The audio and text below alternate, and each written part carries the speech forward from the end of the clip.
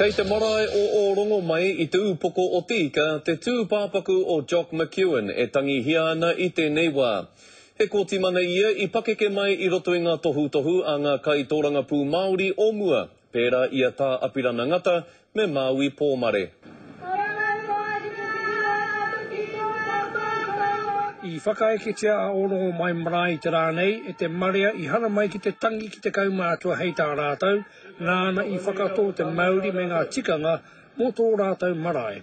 Ngoratu tēnā me ki tēnā tangata I piri ati ki rātau, I piri ki rātau o te ao hoha tūne. Kia apirana mai rā ngā tohunga, o tērā reanga. E iwa te kaumāni matau te pakeke o te kaumātua ne a Jock McEwen, ka kape nei te ringa kaha o te mate.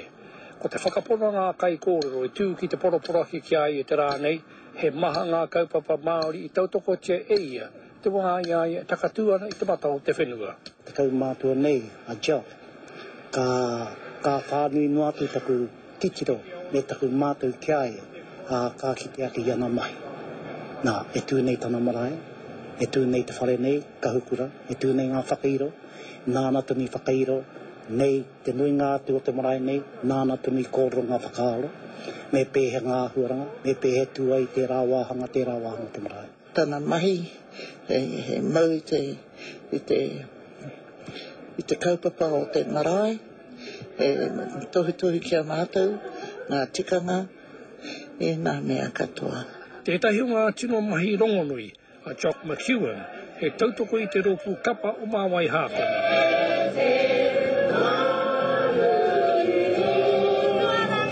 Nāna mātou I toa I te National Polynesian Festival I Erawa. Hei te tekau mātahi o ngā haora a pōpō te karakia whakamutunga mō Jock McEwen. Hei muri mai ka whakapukarehu tia tana tūpāpaku. Joe Glenn, te karare.